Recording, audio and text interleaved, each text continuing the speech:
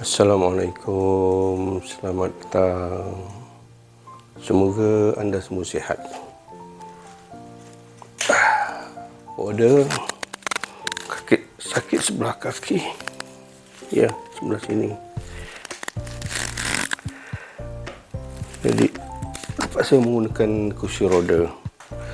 Bagaimana cara untuk pindah daripada kursi roda, daripada tongkat 4 ke kursi roda? Tak boleh laju. Pastikan kursi roda ni berkunci, ya. Ya.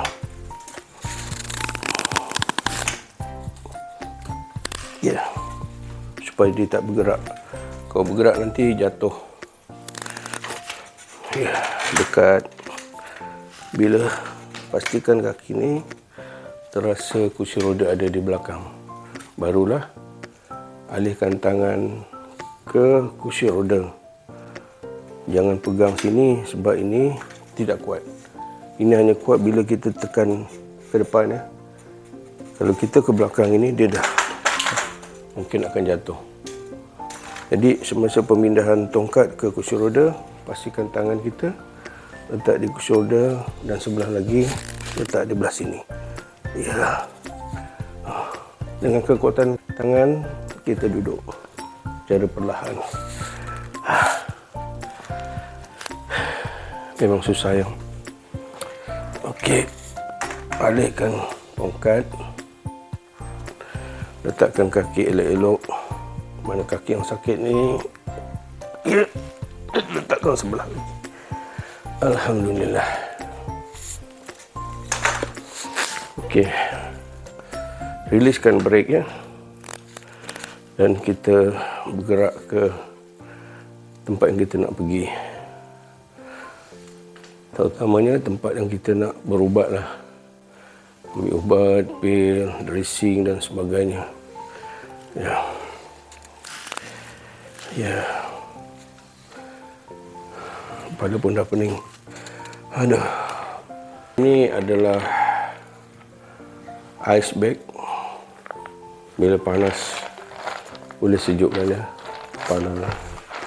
Yang tempat kaki yang sakit, kita seringkali meletakkan ais supaya hilang bengkak dia, sakit dia. Okey.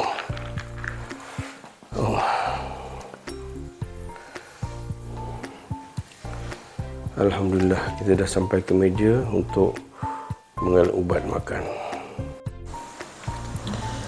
Bismillahirrahmanirrahim. Itu adalah lakonan powder tadi untuk membuat pergerakan pindah daripada daripada tongkat 4 ke kerusi roda, ya. Jadi ini adalah yang perlu dilakukan oleh pesakit pada setiap masa, ya. Ya, ataupun dibantu oleh penjaga. Jadi penjaga ni perlulah tahu bagaimana untuk melakukan pergerakan daripada tongkat 4 ke kerusi roda. Jadi kalau kita tidak dapat melakukannya dengan baik, maka kemungkinan satu kemalangan akan berlaku semasa pemindahan, ya. Sebab tongkat 4 tu kalau tidak dijaga dengan betul, dia ringan, dia mudah terbalik. Sebab itulah kita menggunakan kekuatan tangan untuk duduk di kursi roda dan melakukan pergerakan ke mana yang kita nak pergi. Okey. Dalam hal menjaga orang sakit ni banyak, ya. Antaranya menjaga ayah, menjaga ibu, atau menjaga abang, kakak, adik-beradik, saudara mara, ya. Jadi perlu kita menjaganya dengan betul-betul ikhlas lah, ya. Betul-betul ikhlas. Kita tidak boleh berlebih kurang, ya. Sebab orang sakit ni dia punya emosi dia terganggu ya, sebabkan sakit ya. Kemudian dia memerlukan simpati daripada orang luar ya, antaranya anak dia lah atau penjaga dia, untuk menurunkan rasa sakitnya, untuk menurunkan rasa emosi yang tertekan, untuk menurunkan perasaan yang begitu buntu ya. Ya. Pada amat menghargai dan respect kepada abang kakak yang bertungkus lumus menjaga ibu, ayah ya, dan adik-beradik dia dengan menumpukan perhatiannya, mengorbankan masanya, mengorbankan kepentingannya. Memang pada respect sebab menjaga orang sakit ni memang susah. Sekarang ni mak dah sakit sejak 22 bulan hingga ke hari ni lah, 29 bulan. Seminggu je apa jadi kat powder. Pening. Sebab kita pening sebab masa rehat kita terganggu ya. Antaranya pukul 11, pukul 3 pagi ya. Semasa kita lena tidur, dikejut dengan cara yang bersegera untuk mendapatkan sesuatu ya. Tak nak buang air, nak minum air, rasa sakit. Jadi kita kena betulkan lah. Jadi semasa kita jaga orang sakit ni, kita mestilah turunkan kita punya ego, kepentingan, rasa nak bebas di tahap yang zero, kosong kan. Kita tak boleh mengutamakan diri kita. Kita utamakan pesakit. Jaga emosi dia, tenangkan dia supaya dia tidak rasa tertekan. Jadi begitulah.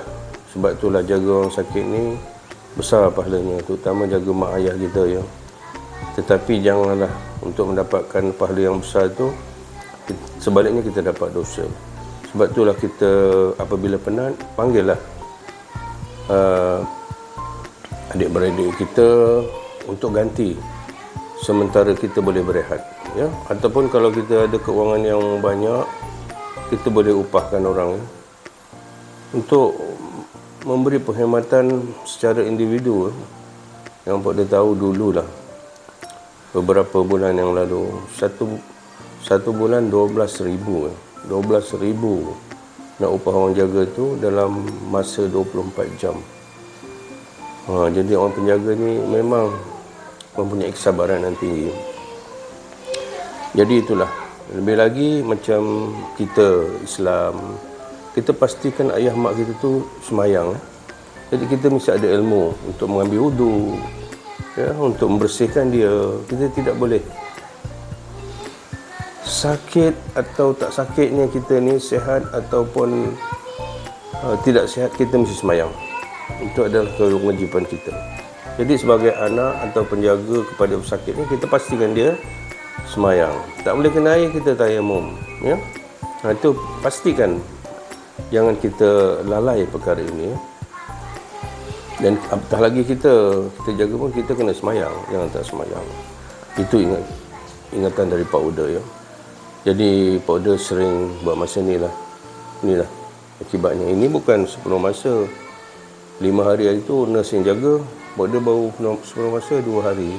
Kata doktor mungkin Pak Uda untuk sihat memerlukan masa lebih kurang 5 minggu ya. Sebab dia operate lutut dan memerlukan, kalau ikut yang normal 3-4 hari dah okey, boleh berjalan ya. Tapi Mak Uda ada sikit komplikasi ya, menyebabkan tulangnya, jadi memerlukan masa yang agak lebih agak lama ya untuk tulang tu pulih semula ya. Jadi itu saja yang pada nak sampaikan pada abang, kakak, adik, anak, cucu dan semua yang terlibat ya. Bersabarlah. Apabila kita menjaga orang yang sakit, bersabarlah. Kita perlu tumpukan, kita kena fokus pada orang sakit. Kita kena ambil perhatian yang teliti supaya kita dapat memenuhi kehendak dia, ya. Jadi kena sabar, terutama ayah mak kita. Dia memang menghargailah kepada sesiapa yang mampu menjaga ayah maknya dalam tempoh yang lama. Kita tak tahu bila dia akan sembuh. Sedangkan dia dalam tempoh yang sedikit ni kita dah begitu rasa susah hati, ya. Jadi dia sering berdoa lah, semoga ya Allah kau sembuhkanlah segera isteriku yang sakit ini, pulihkanlah sakitnya kepada sihat, janganlah sakit itu berulang lagi, sihatkanlah dengan segera, kalau tak boleh segera, kalau tidak boleh sihat dengan segera, kau berikanlah aku kesabaran yang tinggi supaya boleh menjaga isteri Pak Oda ni, tak kira lah kalau orang lain ke, ayah ke, mak ke, dengan penuh kesabaran, ya. Itulah Pak Oda selalu doa, ya. Sabar, sebab kalau jangan terlalu banyak bercakap lah, itulah petuanya saja. Kalau kita banyak bercakap dengan pesakit, kita akan bertengkar, bergaduh dan timbullah perbalahan dan sebagainya. Jadi kita kena pastikan benda tu tak berlaku lah, ya. Kita cuba buat yang terbaik. Jadi pada ingatkanlah kepada semua, pastikanlah orang yang sakit kita jaga, ya. Kalau tak mampu juga, bincang dengan adik-beradik apa tindakan yang sewajarnya supaya tidak diabaikan, terutama orang yang sakit itu ayah dan mak kita, ya. Pastikan semayang, menyucikan diri dan sebagainya, ingat pada Allah. Kita kena seringkali ingatkan dia, seringkali nasihat dengan dia, supaya mereka tidak lalai, ya. Pak Oda perlu juga ingatkan kepada para pesakit ni. Para pesakit ni, cubalah tingkatkan kesabaran kita, sabar, ya. Tak semua orang nak sakit, ya. Lainlah pada para sahabat dulu, kalau dia tak sakit dia kata Allah dah lupa dia ke, macam tu. Sedangkan Rasulullah kekasih Allah pun sakit, ya. Jadi kita juga akan sentiasa Allah uji dengan diberi sakit, ya. Yang antaranya ujian adalah sakit. Jadi kena sabarlah, jangan terlalu mendesak, menekan, mengganggu para penjaga kita, termasuklah nurse, ya, atau anak kita ke, atau adik abang kita, saudara kita ke. Jadi kita banyakkan sabar, banyak ingat Allah, zikir, ya. Kalau dah terlalu sakit perlukan bantuan tu, apakan daya kita cakap elok-elok, kita perlukan bantuan daripada mereka, ya. Jangan asyik sakit sikit kita desak orang itulah ini, ya. Jadi sama-samalah jaga, baik penjaga, baik yang sakit, bergabung sama-sama, ya. Kita bukan nak sakit, kita tak mau sakit, tapi sakit tu perlu kita bantu, ya. Pesakit tu kita bantu, kita rawat, ya, dan apa-apa perkara yang diperlukan lah. Jadi macam Pak Oda ni pening juga, ya. Ini adalah koyok dari Atomi, ya. Kalau dulu kita ada koyok kecil-kecil, ini koyoknya besar. Ini dia punya kotak dia. Kotak dia, satu kotak ni mahal juga, RM135, ya. Dalam dia ada 11 seceh. Dalam satu seceh ni, dalam satu bungkusan ni ada 5 keping, ada paste ni. Besar, ya. Dia boleh potong kecil-kecil, nanti boleh tengokkan, ya. Dalam satu seceh ni, apabila kita dah gunting dia habis, boleh dibuka. Dia ada zip dia. Dalam dia ada, tiap-tiap satu seceh ni ada 5 keping. 5 keping sebesar ini. Kita boleh potong kecil-kecil mengikut keperluan lah, ya. Belakang dia ada plastik licin ni, gam ni, kita potong, ya. Jadi kita potong pulang kat kita lah. Kalau macam powder ni kecil, ya. Mungkin dekat kaki lengur kita potong besar sikit. Seelok-eloknya kita potong 2, ya. Macam tangan lenguh ke. Kita tampal sini 1. Di sini 1. Pulanglah 2. Sepasang. Ataupun sini dengan sebelah lagi. Itu pulang kat kita, ya. Sebab bagus. Berangin dan selesa, ya. Jadi kalau lenguh-lenguh kita boleh gunakan koyok ni. Nama dia Atomy Ethereal Oil Patch. Bagus. Memang baunya pun bagus lah, macam minyak angin kan. Dan kita rasa tenang sikit lah. Yang sakit kalau baring lama kan lenguh, gunakan ni. Ya, boleh cari kawan-kawan yang ada ejen Atomy tu, boleh beli, ya. Banyak. Kalau tak beli kotak pun minta lah sikit. Ni kotak ni banyak. Ni ada seceh-seceh dia. Dalam satu seceh ni ada 5 keping yang kita boleh potong-potong tadi, ya. Terus saja. Jadi kena kerjasama lah antara sakit dan yang sihat, ya. Okey, powder pun pening, baru jaga sebelum masa 2 hari ni pun nak ambilkan air semayang powder. Ambil semayang pula tak boleh lebih kurang kena balut tangan kita dengan sarung tangan, ya.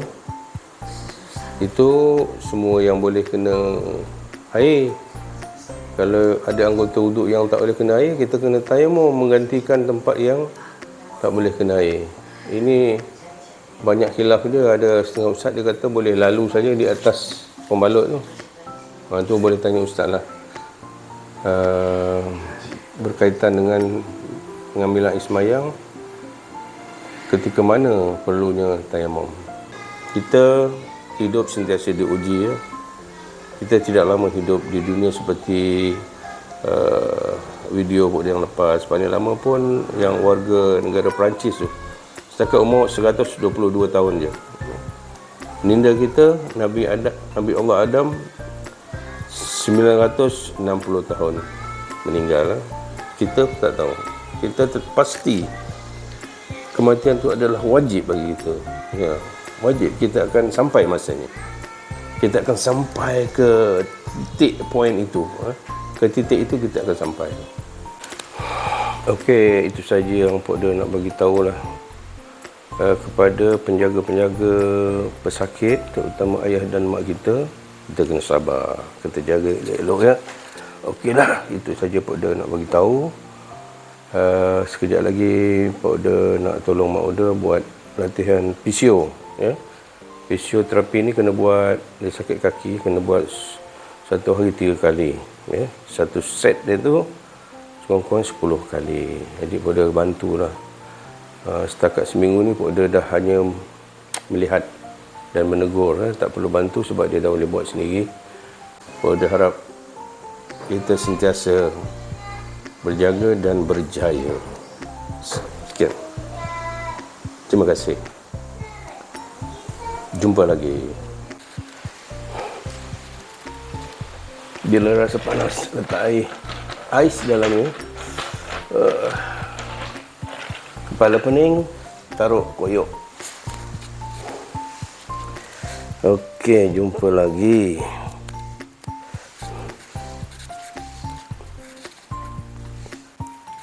Bye.